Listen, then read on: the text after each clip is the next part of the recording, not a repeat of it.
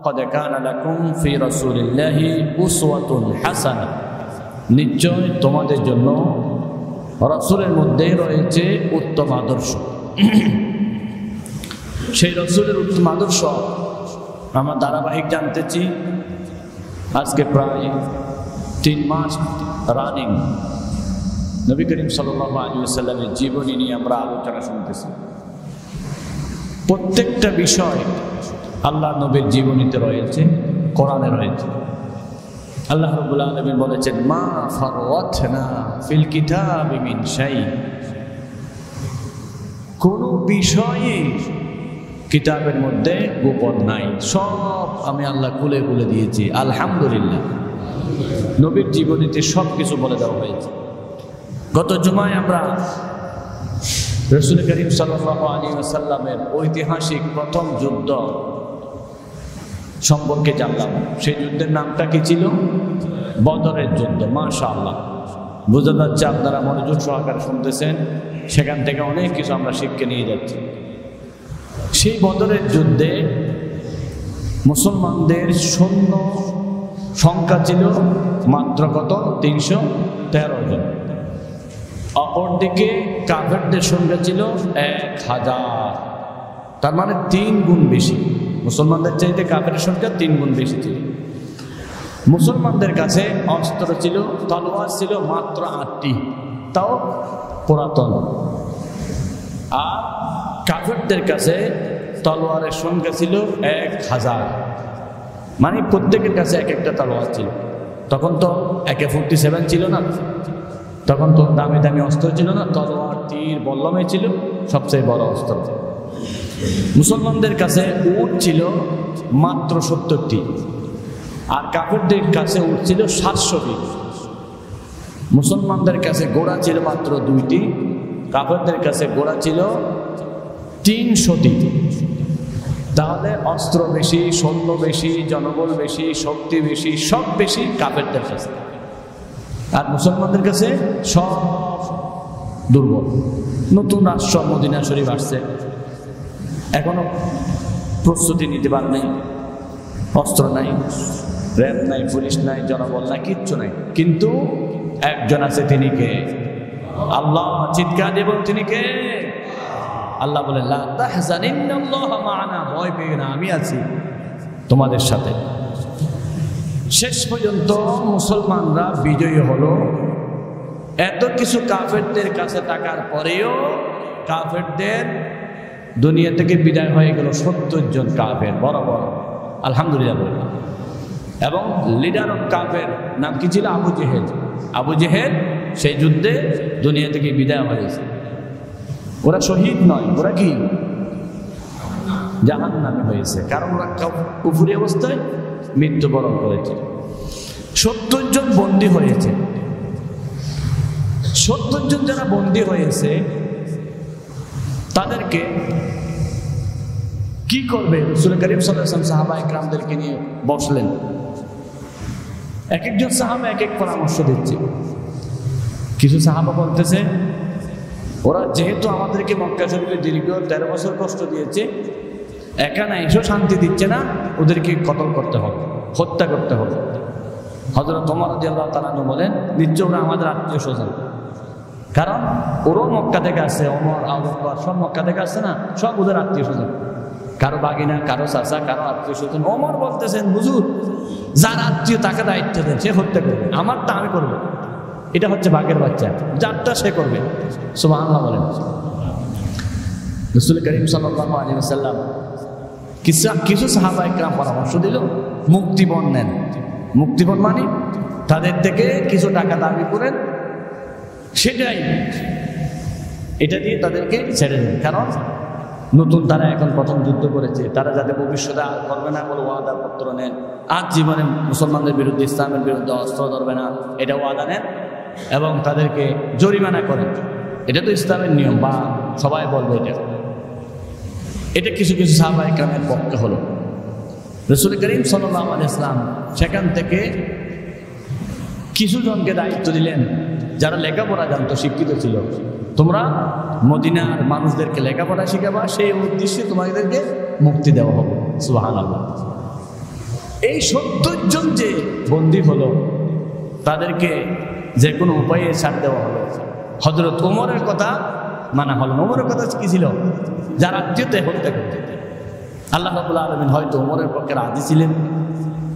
ওমরের খুব বেশি ওমরের কথায় অনেকবার কোরআন শরীফের আয়াত নাযিল করেছেন, কারণ ওমরকে আল্লাহ বেশি পছন্দ করতেন।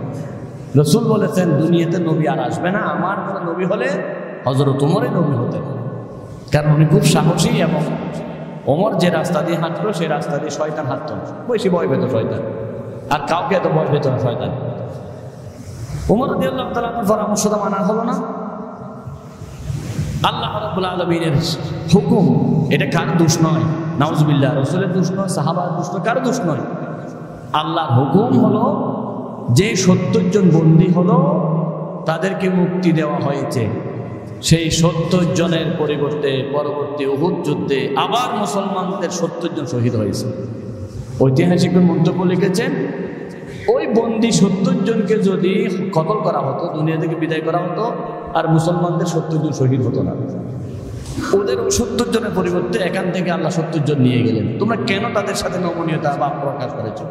কেন তাদেরকে তোমরা এভাবে আন্তরিকতা দেখাইছে? যারা 13 বছর তোমাদেরকে কষ্ট দিয়েছে, ঘরে থাকতে দিল না, শেষ পর্যন্ত এখানে আসতে, এখানেও থাকতে দিচ্ছে না, তাদের সাথে কোনো আন্তরিকতা দেখানোর প্রশ্নই উঠে না। এটা আল্লাহর সিদ্ধান্ত ছিল। যাক, সাহাবা একরাম হয়তো দুর্বল দেশ, নরম দেশ, প্রথম কাজ করেছে, সেই জন্য হয়তো ওরা এটা বেশি শুধু প্রচারের চিন্তা করে নাই। আমি তাদেরকে দোষ দেব না। আবার কালকে মিডিয়াতে বলে ফেলবে যে জিহাদের সাহাবা একরামদেরকে দোষী বলতেছে। এটা তো আসলে সেদিন আমিও ছিলাম না, সেদিন আপনারাও ছিলেন না। আমরা এগুলো জানতেছি ইতিহাস থেকে। কোথেকে জানতেছি? ইতিহাস থেকে জানতেছি। একটু ভালোভাবে চিন্তা করুন, সেই ময়দানে কি আমি ছিলাম, আপনারা ছিলেন? ইতিহাস থেকে জানতেছি। ঐতিহাসিকগণ যেভাবে লিখেছেন, যদি দোষ হয় তাদের হবে যারা লিখছে। ওদিন যারা ছিল, যারা ঘটনাটা লিখছে, তারা দোষী হবে। আমরা শুধু বর্ণনা করতেছি। এই যে মাইকের মধ্যে আমি কথা বলতেছি, মাইকের কোনো দোষ নয়, আমি যেটা ডেলিভারি দিচ্ছি মাইক এটা সাপ্লাই দিচ্ছে। সুতরাং ঐতিহাসিকগণ যেটা বই লিখেছে, ইতিহাস লিখেছেন, আমরা সেগুলো প্রচার করতেছি। আজকে মানুষ কথায় কথায় বলে অমুকে বেশি দোষ করে ফেলেছে। আপনারা অনেকে নাম জানেন যে বলেছে যে আল্লামা মওদুদী নাকি কথায় কথায় শিরিক করে, বেদাত করে সাহাবা একরামের দোষ ধরেছে। আসলে আল্লামা মওদুদী সাহেব তো সেদিন ওখানে ছিলেন না। উনি ওখান থেকে ঐতিহাসিকদের থেকে যা পেয়েছে তা তথ্যগুলো হুবহু তুলে ধরেছেন। ইতিহাস পড়তে গিয়ে, ইতিহাস লিখতে গিয়ে যা লেখা হয়েছে সেগুলো নিয়ে আজকে আমরা ব্যাড মন্তব্য করতেছি। এটা ঠিক নয়। আমরা কথা বলতেছি যা আমরা ইতিহাসে পেয়েছি, তাফসিরে পেয়েছি, হাদিসে পেয়েছি, সেই ইতিহাসগুলো আপনাদের কাছে শোনাইয়া দিচ্ছি। সেদিন সাহাবা একরামের কিছু হয়তো কিছু সাহাবা একরাম একে বক্তব্য দিয়েছেন, আর কেউ সাহাবা একরাম এক বক্তব্য দিয়েছেন, মেনি ম্যান মেনি মাইন্ড, এক একজনের এক এক বক্তব্য। সেটা নিয়ে আমরা কাউকে দোষী সাব্যস্ত করা ঠিক নয়। এটা তাদের হয়তো সিদ্ধান্তগত ভুল হয়েছে, তাদের মাথার মধ্যে ওগুলো আসে নাই, শুধু প্রসারের চিন্তা আসে নাই। সেটা নিয়ে আমরা আজে বাজে মন্তব্য করবো না। সেটার উপর ভিত্তি করে একজনকে কাফের আকীদা খারাপ, কাফের বলে ফতোয়া দিচ্ছে, এগুলো আসলে ঠিক নয়। এগুলো বেশি বাড়াবাড়ি হয়ে যাচ্ছে। আল্লাহ যেন আমাদেরকে বোঝার তৌফিক দান করে। আমি তো আসতে বললাম, আপনারা রাগ করছেন নাকি? আমার কথা হচ্ছে আমরা এগুলো নিয়ে গালা খাদা চোরাচুরি করা ঠিক নয়। এমনকি আমরা গালিগালাজ পর্যন্ত করতেছি। মুরব্বীরা যারা সবসময় আল্লাহর কথা বলবে, রসুলের কথা বলবে, দ্বীনের কথা বলবে, তাদের মুখ দিয়ে এখন গালি ছুটে যাচ্ছে। অথচ আল্লাহ রাব্বুল আলামিন কোরআন শরীফে বলতেছেন, ওয়ালা তাসুব্বুল্লাযীনা ইয়াদউনা মিন দুনিল্লাহ, তোমরা গালি দিও না। এমনকি যারা আল্লাহকে বাদ দিয়ে মূর্তি পূজা করে, কাফেরদেরকেও তোমরা সরাসরি গালি দিও না। কে বলতেছেন? আল্লাহ বলতেছেন। সেজন্য আমরা বলি হিন্দুদেরকে ডান্ডি বলা জায়েজ নাই, গালি দেওয়া জায়েজ নাই। আচ্ছা, গালি দেওয়া ভালো মানুষের কাজ নাই, খারাপ মানুষের কাজ? রাসূল বলেছেন গালি দেওয়া হচ্ছে মুনাফিকের কাজ। আয়াতুল মুনাফিকি সালাসুন, ইজা হাদাসা কাযিবা ওয়া ফি রাওয়ায়াতিন আরবাউন ওয়া ইজা তাখাসামা ফাজারা। যখনই কথাবার্তা বলে তখন গালি দিয়ে শুরু করে। রাসূল গালি দেওয়া রাসূলের সুন্নাত নয়। রাসূলের ওয়ারিস যারা, নায়েব রাসূল যারা, তারা এরকম গালি দিতে পারে না। গালি দেওয়া মানে, গালি শিখিয়ে দেওয়া মানে এটা কলঙ্কিত করা, একটা দলকে, একটা গোষ্ঠীকে শেষ করে দেওয়া, ওর মুখ দিয়ে গালি বের করা মানে। রাসূল বলেছেন সিবাবুল মুসলিমি ফুসুকুন, মুসলমানকে মুসলমান গালি দেওয়া ফাসিকি। আমরা কথায় কথায় গালি দেবো নাকি সুন্দর কথা বলবো? আল্লাহ যেন আমাদেরকে সুন্দর কথা বলার তৌফিক দান করে। এবার বলো না আমিন। যাক, এই যুদ্ধে যা পরাজয় হলো, যা কাফেরদের পরাজয় হলো, মুসলমানদের বিজয় হলো। এবার কাফেররা তেলে বেগুনে জলে উঠলো প্রতিশোধ নেওয়ার জন্য। আমরা এত বড় শক্তিশালী জাতি, কুরাইশ জাতি, আমাদেরকে মুহাম্মদ রাসূলুল্লাহ সাল্লাল্লাহু আলাইহি ওয়াসাল্লাম এর বাহিনীরা আমাদের আবু জেহেলকে শেষ করবে, 70 জনকে শেষ করবে, 70 জনকে বন্দী করবে, আমরা মানব না। প্রতিশোধ নেওয়ার জন্য তারা বিপুল পরিমাণে অস্ত্র সংগ্রহ করতে লাগলো। তারপরে বছর আমরা প্রতিশোধ নেব। কিসের প্রতিশোধ? বদরের পরাজয়ের প্রতিশোধ। কারা নিবে? কাফেররা নিবে। কার থেকে নিবে? মুসলমানদের থেকে নিবে। তারা সেই প্রতিশোধ নেওয়ার জন্য সিদ্ধান্ত নিল। রাসূল করিম সাল্লাল্লাহু আলাইহি ওয়াসাল্লামের গোয়েন্দা বাহিনী, আজকে তো গোয়েন্দা বাহিনী আমরা চিনি, র বলেন গোয়েন্দা বাহিনী, মোসাদ বলেন গোয়েন্দা বাহিনী। সেই যুগে রাসূল করিম সাল্লাল্লাহু আলাইহি ওয়াসাল্লামের জাসুস ছিল সাহাবা ইকরামের একটা বাহিনী। খবর পেল যে মুসলমানদেরকে ধ্বংস করার জন্য কাফেররা প্রস্তুতি নিয়েছে। বিশেষ করে মক্কার সেখান থেকে চিঠি গেল রাসূলের কাছে, হে রাসূল, আপনার মদিনাকে ধ্বংস করে দেওয়ার জন্য কাফেররা বিপুল পরিমাণে অস্ত্র সংগ্রহ করেছে, দেশ ধ্বংস করার জন্য তারা প্রস্তুতি হয়ে যাচ্ছে। রাসূল করিম সাল্লাল্লাহু আলাইহি ওয়াসাল্লাম খবরটা পেয়ে সাহাবা একরামদেরকে নিয়ে বসলেন, কি করা যায়? গতবারে তো আমরা বিজয় হয়েছি, এখন ওরা প্রস্তুতি নিয়ে আসছে আমাদেরকে শেষ করে দেওয়ার জন্য। সাহাবা একরামের মধ্যে যারা মুহাজির ছিল, মুহাজির শব্দ বুঝেন তো? মুহাজির মানে কারা? মক্কাওয়ালা নাকি মদিনাওয়ালা? মক্কাওয়ালা। মক্কা থেকে যারা হিজরত করেছে তাদেরকে বলা হয় মুহাজির। মদিনার মধ্যে যারা সাহাবা একরাম সহযোগিতা করেছে তাদেরকে বলা হয় আনসার। মুহাজির যারা ছিল তারা দাঁড়িয়ে বলতেছে, রাসূল আপনি চিন্তা করবেন না, আমরা প্রস্তুত আছি, ওরা আসার আগেই আমরা তাদেরকে মক্কা গিয়ে আক্রমণ করে মদিনার বাহিরে গিয়ে জিহাদ শুরু করে দিই। সুবহানাল্লাহ। আনসারদের মধ্যে কিছু আনসার বলল, না, আমরা রাসূলকে নিরাপত্তা দেওয়ার ওয়াদা করে এখানে নিয়ে আসছি, সুতরাং মদিনার উপর কোনো কিছু হলে আমরা প্রতিরোধ করবো, রাসূলকে হেফাজত করবো, আমরা মদিনার বাহিরে যাব। তাহলে দুই দলের দুই পরামর্শ। মুহাজিররা বলতেছে মদিনা থেকে মক্কা গিয়ে মদিনার বাহিরে গিয়ে যুদ্ধ করবে, আর আনসাররা বলতেছে মদিনা শরীফের থেকেই রাসূলকে হেফাজত করবে, মদিনাকে হেফাজত করবে। রাসূল করিম সাল্লাল্লাহু আলাইহি ওয়াসাল্লাম চিন্তায় পড়ে গেলেন, কি করা যায়? আল্লাহ রাসূল একটা স্বপ্ন দেখলেন। রাসূল স্বপ্নের মধ্যে দেখলেন অনেক গাভী জবাই করা হয়েছে, গরু জবাই করা হয়েছে, 1 নাম্বার। 2 নাম্বার, রাসূল করিম সাল্লাল্লাহু আলাইহি ওয়াসাল্লাম দেখলেন তলোয়ারের ধারালো অংশটা ভেঙে চুরমার হয়ে গেল।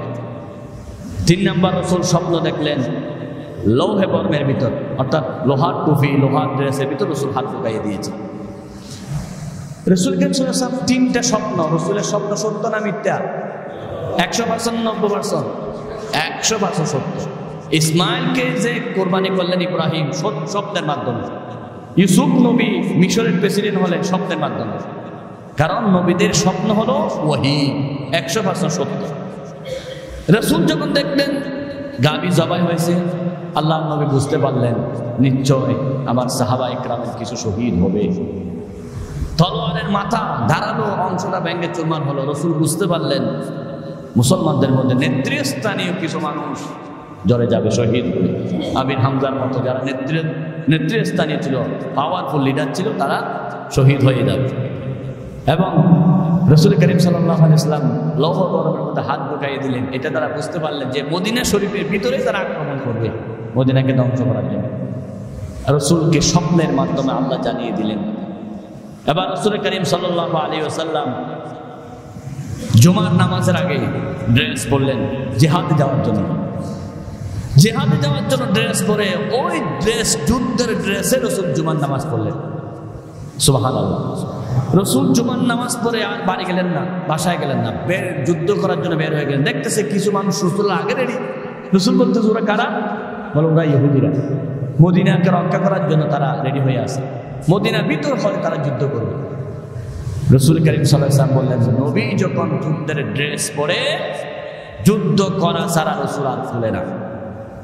এবার মদিনা শরীফের মধ্যে আব্দুল্লাহ বিন উবাইর নেতৃত্বে 300 জন মুনাফিক তারা জিহাদে যাওয়ার জন্য রেডি হলো। তারা বলতেছে, মদিনার ভিতরে হলে আমরা রেডি আছি, বাহিরে গেলে আমরা কি করবো না, জিহাদ করবো না। রাসূল বলেছেন, বাহিরে যাবই, যেহেতু আমি যুদ্ধের ড্রেস পরে ফেলেছি, যুদ্ধ করা ছাড়া আর ভিতরে ঢুকবো না, আমি ভিতরে ঢুকবো জিহাদ করে। 1000 জন সৈন্য বাহিনী নিয়ে আল্লাহ রাসূল রওনা দিলেন উহুদের প্রান্তে। উহুদ হচ্ছে মদিনা শরীফ থেকে 5 কিলোমিটার উত্তরে উহুদ, যে দিক থেকে মদিনা শরীফে ঢুকে।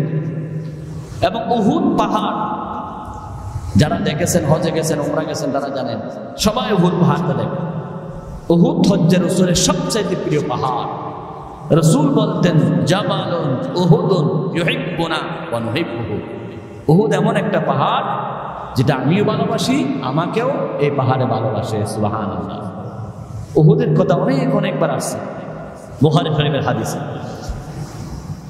রাসূল করিম সাল্লাল্লাহু আলাইহি ওয়াসাল্লাম 1000 সৈন্য নিয়ে কোথায় গেলেন? উহুদ পাহাড়ের প্রান্তরে। সেখানে একটা গিরিপথ ছিল, সেই গিরিপথকে রক্ষা করার জন্য 50 জন তীরন্দাজকে সেখানে রাসূল ঠিক করলেন।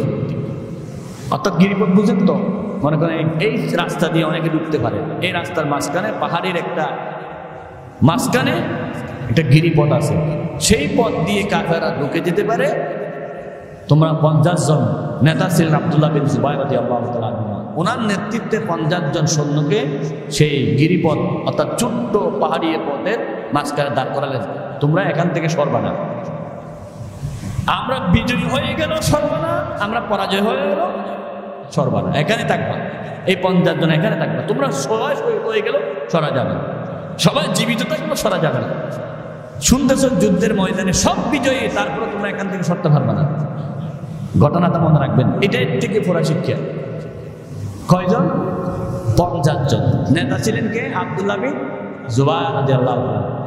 ওনার নেতৃত্বে ওই 50 জন এখানে থাকা অবস্থায় রাসূলুল্লাহ সাল্লাল্লাহু আলাইহি ওয়াসাল্লাম জিহাদ শুরু করলেন। জিহাদ অত্যন্ত তুমুল ভাবে চলল। জিহাদের এক পর্যায়ে মুসলমানরা বিজয় হয়ে গেল। সুবহানাল্লাহ। মুসলমানরা যখন বিজয় হয়ে গেল, কাফেররা পিছু হটে গেল। এবার মুসলমানরা গনিমতের মাল মানে কাফেররা যে মালগুলো রেখে গেল, পালিয়ে গেল, এগুলো সংগ্রহ করতেছে। ওই 50 জনের মধ্যে কিছু সাহাবায়ে কেরাম বলতেছেন, হাই রে, সম্পদ তো সব ওরা নিয়ে ফেলতেছে, আমরা এখানে দাঁড়িয়ে থাকি কি হবে? লোক ঢুকে গেল। এখন আপনারা বলবেন আপনি সাহাবার বিরুদ্ধে বলতেছেন। আমি সাহাবার বিরুদ্ধে বলতেছি না, আল্লাহি, আমি ইতিহাস বলতেছি। তাদের মধ্যে লোক ঢুকে গেল। 50 জনের মধ্যে কিছু সাহাবায়ে কেরাম বলেন, না, রাসূল বলেছেন বিজয়ী হলো যাওয়া যাবে না, পরাজয় হলো যাওয়া যাবে না। 10-11 সাহাবায়ে কেরাম অটল হইলেন। কিন্তু বাকি কিছু সাহাবা সেখান থেকে, ওই পাহাড়ের গিরিপথ থেকে মাঠে নামলেন। কি নেওয়ার জন্য? বলেন না, গনিমত সংগ্রহ করার জন্য, গনিমতের মাল সংগ্রহ করার জন্য মাঠে নেমে মাল সংগ্রহ করতেছেন। এটা এবার বলুন, এটা রাসূলুল্লাহ আদেশের বিরোধী নয়? বলেন কিনা? রাসূল বলেছিল সরা যাবে না, রাসূল তো যা বলেছেন আল্লাহর ওহীর মাধ্যমে বলেছেন, কিন্তু ওরা মানে নাই। এই কথাটা আমরা শুধু ইতিহাস বলতেছি, ওদের দোষ দিচ্ছি না। বারবার আমার ভয় লাগতেছে কোন সময় কোন কোথায় টেনে নিয়ে যায় মিডিয়া, সেই জন্য ওদের দোষ দিচ্ছি না। কিন্তু ওরা ওখান থেকে সরে গনিমত মাল সংগ্রহ করার জন্য লিপ্ত হয়ে গেল। কাফেরদের মধ্যে যুদ্ধের নেতৃত্ব দিলেন হযরত খালিদ বিন ওয়ালিদ রাদিয়াল্লাহু তাআলা আনহু, যিনি পরে মুসলমান হয়েছেন, তখন কিন্তু মুসলমান হয় নাই। তার পরিবারের লোকেরা নেতৃত্ব দিচ্ছে। তার পরিবারের একটা ঐতিহ্য হলো তারা কোনোদিন যুদ্ধে হারে যায় না, সবসময় বিজয় হয়। ওনারা চিন্তা করলো আমরা তো পরাজয় হয়ে গেছি, দেখি এই পথ দিয়ে ঢুকি। এই পথ দিয়ে তো 50 জন ছিল, ওই 50 জন থাকলে একজনও কাফের আসতে পারত। ওই পথ দিয়ে যে 11 জন ছিল, অঠল ছিল রাসূলের কথা মানতে গিয়ে, তারা 11 জনকে শহীদ করে ওই পথ দিয়ে ঢুকে গেল পুরা মদিনা মাঠের মধ্যে। এই মাঠে যখন ঢুকলেন তখন সাহাবা একরাম যুদ্ধের প্রস্তুত ছিল না, তারা মাল নামার প্রস্তুতি ছিল, মাল নিতেছে।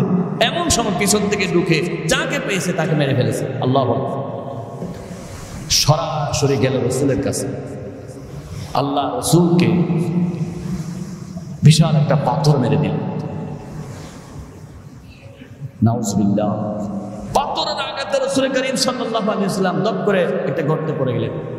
ইবনে কাইমা নামক একজন রাসূলকে তীর নিক্ষেপ করলেন। এই পাথরটা লোহার টুপি বেদ করে, রাসূল লোহার টুপি পরেছিলেন, টুপি বেদ করে রাসূলের চোখের দিকে ঢুকে গেল এবং রাসূল করিম সাল্লাল্লাহু আলাইহি ওয়াসাল্লামের রক্ত পড়তে লাগলো। আরেকটা পাথর মারলেন, আল্লাহ রাসূলের দাঁত পড়ে গেল। ইন্না লিল্লাহি। খাসাদা দুইটা পড়ে যাওয়ার পরে রক্ত ফিনকি মেরে পড়তেছে, রাসূল জমিনে পড়ে গেলেন। অপরদিকে কাফেররা মুসআব বিন উমারকে হত্যা করেছে। মুসআব বিন উমার কথা জুমায় বলেছে, তিনি ছিলেন সবচাইতে বেশি পয়সাওয়ালা ছেলে। তিনি একটা কাপড় একবার গায়ে দিতেন, দ্বিতীয়বার গায়ে দিতেন না। তিনি ছিলেন অভিজ্ঞ প্রায় রাসূলের মতো।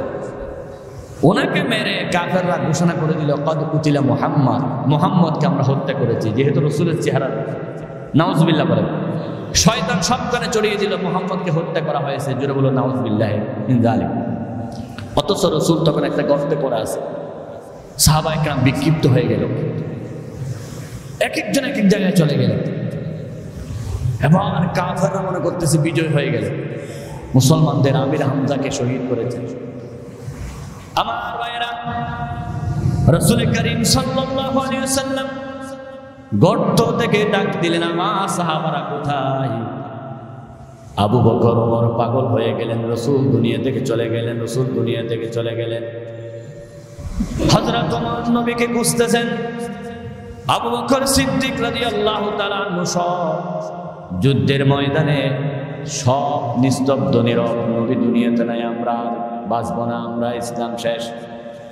আমার ভাইয়েরা, এমন সময় রাসূলের মিটমিট আওয়াজ শুনে সাহাবায়ে কেরামদের অন্তরের মধ্যে আবার পানি এসে গেল। সুবহানাল্লাহ। আনসাররা দৌড়ে আসলো। আমরা তো বলেছিলাম রাসূলকে হেফাজত করব, নবীকে হেফাজত করব, আমরা পরিপূর্ণ দায়িত্ব দিয়েছিলাম আমার রাসূলকে হেফাজত করার জন্য। আমার বন্ধুগণ, রাসূল করিম সাল্লাল্লাহু আলাইহি ওয়াসাল্লামের চতুর্দিকে সাদ বিন আবি ওয়াক্কাস রাদিয়াল্লাহু তাআলা আনহু থেকে শুরু করে অসংখ্য সাহাবায়ে কেরাম আমার রাসূলকে ঘিরে ফেললেন। কাফেরদেরকে বললেন, তোমাদের কাছে যত তীর আছে, বল্লম আছে, মারতে পারো, আমরা এক একজনে 10-20টা 70-80টা তীর খাবো, আল্লাহ রাসূলের গায়ে একটা তীরও পড়তে দেব না। সুবহানাল্লাহ। কেমন ভালোবাসা! ও আমার ভাইয়েরা, আমাদের ভালোবাসা হলো রবিউল আউয়াল মাসে নবীর প্রেমে পড়ে আমরা বিরিয়ানি খাই, জিলাপি খাই, তাবরুক খাই, নবীকে সালাম দিয়া, নবী সালাম আলাইকা, ভালো কথা মহাব্বত করি। কিন্তু রবিউল আউয়াল গেলে নবীকে ভুলে যাই, নবীর সুন্নাত ধরে রাখতে আমরা রাজি নাই, নবীর বিধান মতে নামাজ পড়তে আমরা রাজি নাই, নবীর বিধান আমরা ব্যবসাতে কায়েম করতে রাজি নাই। ব্যবসাতে গেলে আমরা ঠকবাজি ঢুকাইয়া দিই, অথচ বলি আমি তো ব্যবসা থেকে মিলাদুন নবীর চাঁদা দিচ্ছি, মিলাদুন নবীর চাঁদা দিচ্ছি, আর অসুবিধা নেই, ওজনে কম দিলে সমস্যা নাই। কারণ অনেক হুজুররা ফতোয়া দিয়েছেন মিলাদুন নবীর চাঁদা দিলে তুমি 1000 যা গুনাহ করেছো সব গুনাহ আল্লাহ মাফ করে দিবে। 2 টাকা 10 টাকা 20 টাকা চাঁদা দিলে জান্নাতে সোজা চলে যেতে পারবা। জোরে বলুন সুবহানাল্লাহ। আমার ভাইয়েরা, বদ্ধতা আমাদের হয়ে গেল। সাহাবায়ে কেরামদের ঈমান, সাহাবায়ে কেরাম বলেন শুধু জিলাপির মধ্যে মোহাব্বত নয়, শুধু তাবরুকে মোহাব্বত নয়, মোহাব্বত হলে এক একজনে 10টা 20টা 80টা তীর খাবো, আমার রাসূলকে হেফাজত করব। সুবহানাল্লাহ। ওয়ান আনাস ইবনে মালিক রাদিয়াল্লাহু তাআলা আনহুমা قال قال رسول الله صلى الله عليه وسلم لا يؤمن أحدكم حتى أكون أحب إليه من والده وولده والناس أجمعين। হযরত আনাস ইবনে মালিক রাদিয়াল্লাহু তাআলা আনহু থেকে বর্ণিত, তিনি বলেন নবীজি বলেছেন প্রকৃত ঈমানদার হতে পারবে না যতক্ষণ নিজের সম্পদ, নিজের আত্মীয় স্বজন, আপনজন সবার চাইতে নবীর ভালোবাসা বেশি না হবে। সবার চাইতে রাসূলের ভালোবাসা বেশি হতে হবে, আল্লাহর ভালোবাসা বেশি হতে হবে। হযরত সাদ বিন আবি ওয়াক্কাস রাদিয়াল্লাহু তাআলা আনহু, হযরত আবু উবাইদা ইবনে জাররাহ রাদিয়াল্লাহু তাআলা আনহু, হযরত তালহা রাদিয়াল্লাহু তাআলা আনহু, এক একজন সাহাবা একরাম তীর খেতে লাগলেন। বুখারী শরীফের হাদিস, তালহা একজনে ৮২টা তীর খেয়েছে। আল্লাহু আকবার। রাসূল বলেছেন, দুনিয়ায় যদি তোমরা জিন্দা জীবিত শহীদ দেখতে চাও, আমার তালহাকে দেখো। তালহা একজনে রাসূলকে হেফাজত করার জন্য ৮০টা তীর খেয়েছে। ৮০টা গুলি, তীর মানে ৮০টা গুলি তালহার শরীরে ঢুকছে শুধু রাসূলকে হেফাজত করার জন্য। আরেকজন সাহাবা, তিনি রাসূল করিম সাল্লাল্লাহু আলাইহি ওয়াসাল্লামের চতুর্দিকে দাঁড়িয়ে আছেন। তিনি রাসূলের দিকে, সামনের দিকে, পিছন দিকে তীর আসতেছে। সাহাবারা বলেন, তীর কোন দিকে আসে তুমি দেখতেছ না? তুমি রাসূলকে পিছন দিয়ে তীরের দিকে সামনে হও। উনি বলতেছে, সেদিন নবীর হাতে কলমা পড়েছি, সেদিন থেকে মৃত্যু পর্যন্ত রাসূলকে পিঠ দেওয়া শিখি না।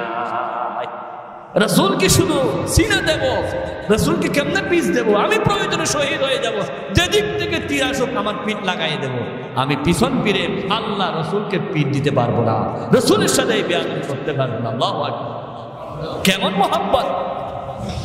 কি মোহাম্মদ সে ওফা तूने हम तो तेरी है, ये जहाँ चीज है क्या लौह कलम तेरी है। साद बिन अबी वक्कासের ভাই উতবা বিন আবি ওয়াক্কাস রাসূল করিম সাল্লাল্লাহু আলাইহি ওয়াসাল্লামকে যে জোরে লোহার, যে জোরে পাথর মেরেছে, ওই পাথরের আঘাতে রাসূলের টুপিতে ঢুকে গেল, আর সেই লোহার হেলমেট সেখান থেকে বের করা যাচ্ছে না, এত বেশি শক্ত ঢুকে গেছে। আবু বকর চেষ্টা করলেন, বের করতে পারে না। ওমর চেষ্টা করলেন, বের করতে পারে না। আবু উবাইদা ইবনে জাররাহ, যিনি জান্নাতের টিকিট প্রাপ্ত সাহাবা, তিনি বললেন, তোমরা সবাই চলে যাও। তিনি বলেন, আমি যতক্ষণ আল্লাহ রাসূলের শরীর থেকে লোহার টুপিটা বের করতে পারবো না, ততক্ষণ আমার শান্তি নাই। তিনি দাঁত দুইটা দিয়ে রাসূলুল্লাহ সাল্লাল্লাহু আলাইহি ওয়াসাল্লামের ওই লোহার টুপি বের করতে গিয়ে এত জোরে টান মারলেন, জায়গার মধ্যে আবু উবাইদা জাররাহ দাঁত দুইটা পড়ে গেল, আমার রাসূলের লোহার টুপি বের হয়ে গেল। নবী বলেন, আবু উবাইদা এত কষ্ট কেন করলা রে? তোমার দাঁত তো পড়ে গেল। ইয়া রাসূলুল্লাহ, দাঁত নয়, আমি আবু উবাইদার কলিজা ছিঁড়ে যায়। আমার রাসূল সুস্থতা, এটাই হলো আমাদের বড় দাবি। আল্লাহু আকবার। ও নবীর প্রেমিকরা, রাসূলকে ভালোবাসি আমরা বিন্দু পরিমাণ, আর সাহাবায়ে কেরাম রাসূলকে ভালোবাসতেন সিন্ধু পরিমাণ। জীবন সবকিছু দিয়ে আবার রাসূলকে ভালোবাসতেন। আবু দুজানা নামক একজন সাহাবা যুদ্ধ করতে করতে তার চোখ পড়ে গেল, চোখটা এখান থেকে সরে গেল, এখান থেকে চোখটা এনে রাসূলের সামনে হাজির। হাতের মধ্যে চোখ দেখটা দিয়ে পানি পড়তেছে। হুজুর, আমার চোখটা বের করে ফেলেছে। হুজুর, আমার এই চোখটা শহীদ হয়ে গেছে। নবীজি বলেছেন, আবু দুজানা, তোমাকে দুনিয়ার চোখ চাও নাকি জান্নাতের চোখ চাও? তুমি যদি এখানে সবর করো, চোখ একটা শহীদ হয়ে গেল, আল্লাহ তোমাকে জান্নাতের চোখ দেবে। আবু দুজানা বলেন, নবী রে, আমার জান্নাতের চোখও দরকার, দুনিয়ার চোখও দরকার। আমি যদি এই চোখটা নিয়ে, চোখটা অন্ধ হয়ে বাড়িতে যাই, আমার স্ত্রী অন্যজনে ফেলতে পারে, দুনিয়ার জীবনে আমি বিপদে পড়ে যেতে পারি। মহিলারা উল্টে যেতে তো দেরি করে না। হুজুর, আপনি চাইলে আমার চোখটা ঠিক করে দেন, যাতে আমি পরিবারটা ঠিক থাকে। জান্নাতে তো অবশ্যই পাবো ইনশাআল্লাহ। আল্লাহর নবী রক্ত ঝরতেছে, এমন সময় নবীজি নিজে হাতে নিয়ে আবু দুজানার চোখের মধ্যে লাগাইয়া দিলেন। নবীজি একটু করে তুতু মুবারক লাগাইয়া দেওয়ার সাথে সাথে আবু দুজানা বলেন, আমার পরে যাওয়া চোখটা রাসূলের তুতু লাগার সাথে সাথে সম্পূর্ণ সুস্থ হয়ে গেল। আমি আবার জিহাদ করতে লাগলাম। জিহাদ করতে করতে আল্লাহ রাব্বুল আলামিন নবীকে, আল্লাহকে খুশি করার জন্য জীবন দিতে লাগলাম। রাসূল করিম সাল্লাল্লাহু আলাইহি ওয়াসাল্লামের সবচাইতে কঠিন যুদ্ধের নাম ছিল উহুদের যুদ্ধ। রাসূল করিম সাল্লাল্লাহু আলাইহি ওয়াসাল্লাম যখন উহুদের যুদ্ধের ডাক দিলেন, একজন অন্ধ সাহাবা আব্দুল্লাহ বিন আমর ইবনে জুমহ, অন্ধ সাহাবা, হাত অচল, পা অচল, প্যারালাইসিস। ছেলেদেরকে বলতেছেন আব্বুরা আমাকে যুদ্ধের অনুমতি দাও। ছেলেরা বলতেছেন আপনি যুদ্ধে গিয়ে কি করবেন, আপনি চোখে দেখেন না, আপনার হাত নাই, আপনি অন্ধ মানুষ। ওনারা বলতেছে কিছু দেখবো না, ঠিক আছে, কিন্তু কিয়ামতের দিন আল্লাহর দরবারে বলবো আমার চোখ ছিল না, হাত ছিল না, কিন্তু কলিজাটা ইসলামের জন্য নিবেদিত প্রাণ ছিল। এই কথা বলার জন্য অনুমতি দাও। ছেলেরা অনুমতি দিচ্ছে না, স্ত্রী অনুমতি দিচ্ছে না। এবার তিনি চোখের পানি ফেলে বলে আল্লাহ আমার রাসূলকে দ্বীনকে হেফাজত করার জন্য তুমি আমাকে কবুল করো, আমাকে তুমি যুদ্ধের ময়দানে শহীদ করিও। আমি চাই ওই যুদ্ধের ময়দান থেকে আর যাতে করে ফিরে না আসি। আল্লাহু আকবার। কেমন করে সাহাবায়ে কেরাম রাসূলকে ভালোবাসছেন, দ্বীনকে ভালোবাসছেন, ইসলামকে ভালোবাসছেন। যুদ্ধ করতে করতে এক পর্যায়ে উনি শহীদ হয়ে গেলেন, অন্ধ। হাদিস সাক্ষী, যুদ্ধের শেষে রাসূল যখন সব শহীদদের লাশকে এক জায়গায় করলেন, সব শহীদদেরকে নিয়ে যাচ্ছে কবরস্থানে দেওয়ার জন্য, ওই অন্ধ সাহাবী শহীদকে সেখান থেকে লাড়া যাচ্ছে না। হাজারো চেষ্টা করেছেন, লাড়া যাচ্ছে না। নবীজি আশ্চর্য হয়ে গেলেন, উহুদের মাঠ থেকে তাকে লাড়া যাচ্ছে না কেন? এবার ছেলেরা সাক্ষী দিচ্ছে, হুজুর আমার আব্বা আল্লাহর কাছে কেঁদে কেঁদে বলেছিল, আল্লাহ আমি উহুদের ময়দান থেকে ফিরে না আসি, আমি যেখানে শহীদ হব সেখানে যাতে থাকতে পারি। আমার আব্বা এই প্রতিজ্ঞা করে জিহাদের ময়দানে গেলেন, সুতরাং আমার আব্বাকে এখান থেকে সরানো যাবে না, এখানেই ওনাকে দাফন করতে হবে। আল্লাহু আকবার, আল্লাহু আকবার বলেন। কিভাবে সাহাবায়ে কেরাম ইসলামকে রক্ষা করার জন্য কষ্ট করলেন, কিভাবে জীবন দিলেন। আমার ভাইয়েরা ভালো করে শুনুন, রাসূল করিম সাল্লাল্লাহু আলাইহি ওয়াসাল্লামকে হেফাজত করার জন্য এই সাহাবায়ে কেরাম চতুর্দিক থেকে অস্ত্র কাটছেন, তীর কাটছেন, তলোয়ার কাটছেন। আমার রাসূলের চেহারা বরাবর তীর মেরে দিচ্ছেন, পাথর মেরে দিচ্ছেন। একটু চিন্তা করে দেখুন, কিছু মানুষ, কয়েকটা মানুষ যদি বড় পাথর মারে একজনের মাথার উপর, সে বাঁচবে নাকি? বলেন বাঁচবে? ও আমার ভাইয়েরা, এই দৃশ্যটা দেখলে কেমন হয়?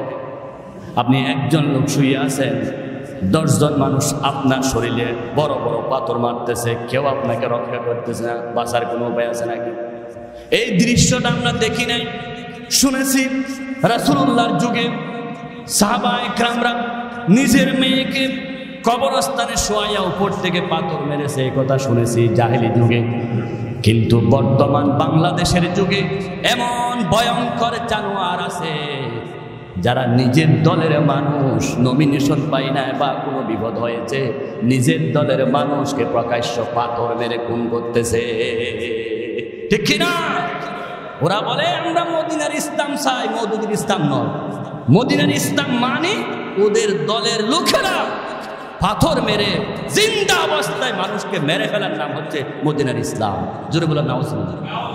কেমন মারাত্মক জানোয়ার ওরা! দেখেন, দুনিয়ার স্বার্থ একটু বিকিয়ে গেছে, সেজন্য প্রকাশ্যে দিন দুপুরে গুলি করতেছে নিজের দলের লোকদেরকে।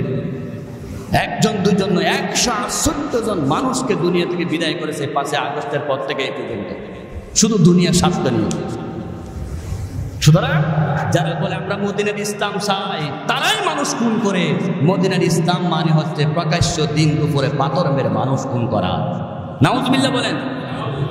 মদিনার ইসলাম মানে নেতারা বলা আমরা শরিয়া আইন মানি না, এটার নাম হচ্ছে মদিনা ইসলাম। মদিনা ইসলাম মানে নেতারা ঘোষণা করে দেওয়া যে আমরা চাকরি বাকরি কিছু নাই, সাদার মাধ্যমে চলতে হবে। পত্রিকায় কাটিং আসছে 300, 500, 400 কাটিং পর্যন্ত আসছে। মার্কেট চাঁদাবাজি, গুস্তের চাঁদাবাজি, সব চাঁদাবাজি, এটার নাম মদিনার ইসলাম। ওরা বলতেছে মদিনার ইসলাম মানে এটা। মদিনার ইসলাম মানে নেতা ঘোষণা করবে বাংলাদেশে যাতে মৌলবাদের অভয়ারণ্য না হয়। জোরে বলেন নাউজুবিল্লাহ। এটা কি মদিনার ইসলাম? বলেন এটা কি মদিনার ইসলাম? বলেন না ভাই। আপনি দল করে বলে অন্ধ হয়ে যাবেন না, সঠিক কথা বলতে হবে, হক কথা বলতে হবে, আল্লাহর কাছে জবাব দিতে হবে। এটার নাম মদিনার ইসলাম নয়। মদিনার ইসলাম মানে দিন দুপুরে প্রকাশ্যে গুলি করা নয়। মদিনার ইসলাম মানে পাথর মেরে মানুষ মারা নয়। মদিনার ইসলাম মানে শরিয়া আইন মানি না, এটা বলা নয়। মদিনার ইসলাম মানে নিজের অনুষ্ঠানে নর্তকী দিয়ে গান বাজানো নয়, সারাক্ষণ গান বাজানো, এটা মদিনার ইসলাম। ওদের মদিনার ইসলাম শুনবেন, নেতা বক্তব্য দিচ্ছে, কর্মী বলতেছে আজান দিতেছে, বেয়াদব আজান দিলে কি হয়েছে, আমি তো মদিনার ইসলাম কায়েম করতেছি, বক্তব্য চলবে, নামাজ চলবে না। ওরা হচ্ছে মদিনার ইসলাম চায়। সুবহানাল্লাহ বলেন। মদিনার ইসলাম শুনবেন, আশ্চর্য হয়ে যাবেন। মদিনার ইসলাম আরো শুনলে, মদিনার ইসলাম তাদের নেতারা বলে রসুলকে দরে দরে জিয়ালখানায় দে। যারা মদিনার ইসলাম চায় তারা বলে নবীকে কোথায় দে, জিয়ালখানায় দে। নাউজুবিল্লাহ বলেন। এটা মদিনার ইসলাম নয়। মদিনার ইসলাম হলো ঘরে ঘরে শান্তি কায়েম করা। মদিনার ইসলাম হলো কোনো মানুষ না খেয়ে থাকবে না। হযরত ওমর রাদিয়াল্লাহু তাআলা মদিনার ইসলাম শুনেন। রাতের গভীর ওমর রাদিয়াল্লাহু তাআলা গিরিপথ দিয়ে ঘুরতেছেন। এক মহিলা একবার বের হয়, একবার ঢুকে, ডেকসিগুলো লাড়াচাড়া করতেছে। ওমর বলে কি হয়েছে তোমার? বলে আমার বাচ্চারা কিছু না খেয়ে ঘুমাই গেছে, খাবার নাই, সেজন্য আমি বাচ্চাদেরকে ঘুম পাড়াইয়া ডেকসি লাড়াচাড়া করতেছি, ঘুম থেকে উঠলে দেবো, কিন্তু কোনো খাবার নাই।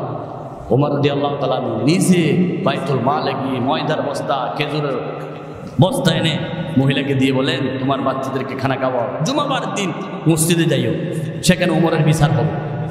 ওমর মিম্বারে খুতবা দাঁড়ালেন, মহিলা দরজায় দাঁড়িয়ে আছে। ওমর সেখান থেকে পাকড়ি খুলে নিক্ষেপ করে দিলেন, ওমর এই পাকড়ি দিয়ে ওমরকে মদিনার গলিতে গলিতে ঘোরাও, তোমার খাবার শেষ হওয়ার আগে ওমর কেন তোমার করে খাবার দিতে পারে নাই, এটা ওমরের বিচার হওয়া দরকার। এটার নাম হচ্ছে মদিনার ইসলাম। সুবহানাল্লাহ বলেন। মদিনার ইসলাম মানে সবার ঘরে ঘরে খাবার পৌঁছাইয়ে দেওয়া। মদিনার ইসলাম মানে সবার নিরাপত্তা 100% নিশ্চিত করা। মদিনার ইসলাম মানে চাঁদাবাজ বন্ধ করা। মদিনার ইসলাম মানে দুর্নীতিবাজ বন্ধ করা। মদিনার ইসলাম মানে সমস্ত মানুষের মুখে হাসি ফোটা। এটার নাম কি বলেন না? ভয় পাচ্ছেন? কথা বলতে ভয় পাচ্ছেন? মদিনার ইসলামের কথা বলতেছি আমি, কোনো দলের পক্ষে বিপক্ষে বলতেছি না। যারা জুলুম করে, অত্যাচার করে, তাদের কথা না বললে আল্লাহর কাছে জবাব দিতে হবে, সেটা আমাদেরকে বলতে হবে। অবশ্যই দুনিয়া নবী হলে মানুষ কি হয়ে যায়? একজন যদি প্রার্থী না হয় আরেকজনকে গুলি মারতে দ্বিধাও করে, কারণ আমরা দুনিয়া নবী। আল্লাহ রাব্বুল আলামিন ১৫০০ বছর আগে কোরআনে কারীমে ঘোষণা করে দিলেন, فَأَمَّا مَنْ طَغَى وَآثَرَ الْحَيَاةَ الدُّنْيَا فَإِنَّ الْجَحِيمَ هِيَ الْمَأْوَى। যারা দুনিয়াকে প্রাধান্য দেয়, নাফরমানি করতে তারা চিন্তা করে না। তারা যদি মেম্বারের সিট না পায়, চেয়ারম্যানের সিট না পায়, আরেকজনকে খুন করতে দ্বিধা করে না, কারণ তারা আখিরাত চিন্তা করে না, দুনিয়া চিন্তা করে। আমি নমিনেশন পাইলাম না কেন, আরেকজনকে মারে ফেলতে হবে। দুনিয়া কি আসল নাকি আখিরাত আসল? আর যারা আখিরাতকে প্রাধান্য দেয়, আখিরাতকে যে দল প্রাধান্য দেয়, তারা নমিনেশন পাক না পাক, নেতা যেটা বলে, কর্মী বলে, মাথা পেতে নিলাম, বিন্দু পরিমাণ আমার কোনো টেনশন নাই। কারণ আমি দুনিয়ার জন্য রাজনীতি করি না, আমি করি কার জন্য? বলেন কার জন্য? আল্লাহর জন্য রাজনীতি করলে কোনো টেনশন আছে? আমাকে মেম্বার দিলেও বলো, না দিলেও বলো, ভোট দিলেও বলো, না দিলেও বলো, পরাজয় হলো বলো, বিজয় হলো বলো, কোনো টেনশন নাই। কারণ আমি আল্লাহ চাই, আমি দুনিয়া স্বার্থ চাই না। যারা আল্লাহকে খুশি করতে চায় তাদেরকে আপনি যে কোনো সিদ্ধান্ত মেনাই নিতে পারবেন। যারা আল্লাহ মানে না, আখিরাত মানে না, পরকাল মানে না, মুক্তি বলে মদিনার ইসলাম, দুনিয়াতে চাঁদাবাজি করে, তাদের একটু যদি দুনিয়াতে ক্ষতি হয় তারা আর বরদাস্ত করতে পারে না। সেটার জন্য উঠে করে রাখবে, আমার দুনিয়া কেন শেষ করে। আরে ভাই, দুনিয়া বড় জিনিস নয়। দুনিয়া হচ্ছে মাত্র খেলতামাশা। ক্রিকেট খেলা যেমন হয়তো একদিন চলে, ফুটবল খেলা 45 মিনিট ফুটবল খেলার যেমন আমেজ, দুনিয়াতে আপনি 45 বছর আমেজ, খেলা শেষ, সব শেষ। সেটা আল্লাহ বলেন, ইলামু আন্নামাল হায়াতুদ দুনিয়া লাইবু ওয়া লাহু ওয়া যিনাতুন ফিল হায়াতিদ দুনিয়া। আল্লাহ রাব্বুল আলামিন বলেন, দুনিয়ার জীবনটা হলো খেল তামাশা। খেলার মধ্যে যেমন 45 মিনিট গরম থাকে, দুনিয়াতে তোমার টাকা আছে, পয়সা আছে, যৌবন আছে, তোমার গরম। কিন্তু তুমি যখন নাকি দুর্বল হয়ে যাবো, অসুস্থ হয়ে যাবে, কেউ তোমার খবর নিবে না, এটা শেষ, খেলা শেষ, তখন মাদার গরম নাই, তোমার যৌবন শেষ, তোমাকে নিয়ে নে তার গরম করবে না, ঠিক কিনা? আল্লাহ কি সুন্দর করে বুঝাইয়া দিলেন। রাসূল করিম সাল্লাল্লাহু আলাইহি ওয়াসাল্লামের সাহাবায়ে কেরামরা জীবন দিলেন আল্লাহ রাসূলকে হেফাজত করার জন্য। রাসূলকে কোলে করে উহুদের পাহাড়ে তুললেন। আমার ভাইয়েরা, উহুদের পাহাড় হচ্ছে বড় বড় বিশাল বিশাল পাথরের পাহাড়। সেই পাথরের পাহাড় আল্লাহ রাব্বুল আলামিনের নবীর জন্য পাথর তোলার মতো নরম হয়ে গেল। আল্লাহু আকবার, আল্লাহু আকবার। উহুদের পাহাড় রাসূলকে জায়গা করে দিলেন। নবী যখন উঠলেন, আবু বকর সিদ্দিক, ওমর ফারুক উহুদে উঠলেন, উসমান উঠলেন, পাহাড় কাঁপতেছে।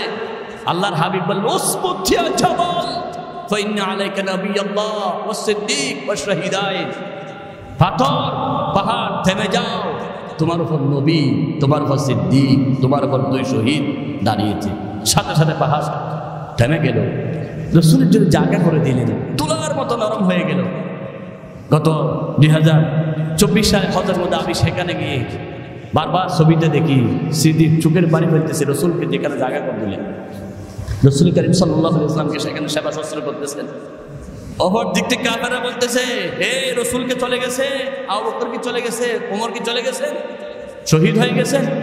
আল্লাহ রাসূল বললেন, আবু বকর আমার সেবা রাখো, আগে তুমি পাহাড় উঠে নারে তাকবীরের স্লোগান দাও, কাফেরকে জানিয়ে দাও রাসূলও আছে, আবু বকর আছে, ওমর আছে, সব আছে, ইসলাম এখনো জিন্দা আছে। বলুন আল্লাহু আকবার।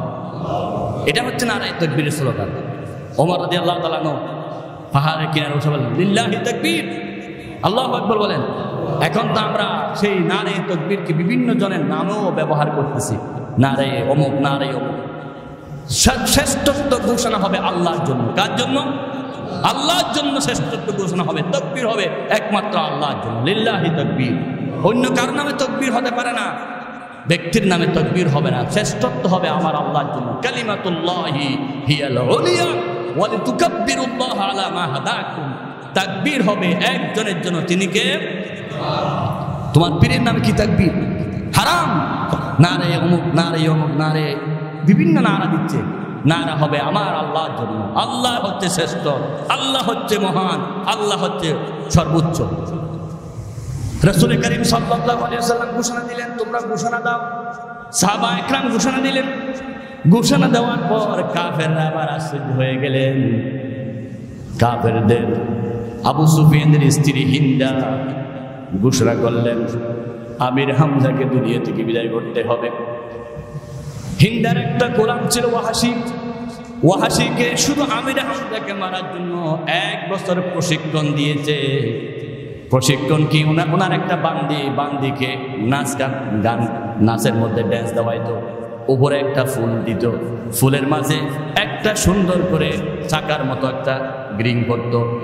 ও ওয়াহাশী, তুমি যদি এই রিংয়ের ভিতর তীর ঢুকাই দিতে পারো, এই প্রশিক্ষণ দেওয়ার জন্য 1 বছর প্রশিক্ষণ দিলেন। কারণ শুধুমাত্র 1 বছর প্রশিক্ষণ দিয়েছে, আমির হামজা যেখানে থাকো তুমি তীর মেরে রাসূলের চাচা আমির হামজাকে শহীদ করবা।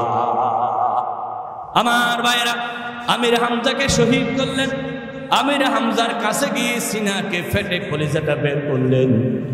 কলিজা বের করে হিন্দাকে দিলেন। হিন্দা চিবিয়ে কলিজা খাচ্ছে। হযরত আমির হামজার চোখ কানলেন, কান কানলেন, নাকগুলো তুলে ফেললেন। এটাকে মুসলা বলা হয়। টুকরা টুকরা করে ফেললেন। উহুদের ময়দানে জিহাদ শেষ। রাসূল করিম সাল্লাল্লাহু আলাইহি ওয়াসাল্লাম সাহাবা একরামদেরকে, শহীদদেরকে যখন আসলেন, আমির হামজার দিকে তাকাইয়া রাসূল চোখের পানি রাখতে পারে না। আমার চাচা আমির হামজা এই নির্যাতনের শিকার হলো একমাত্র আমি রাসূলকে হেফাজত করার জন্য। আমি যখন কালিমা দাওয়াত দিয়েছিলাম, আবু জেহেল আমাকে মেরেছিল, আবুল হাব আমাকে মেরেছিল, নির্যাতন করেছিল।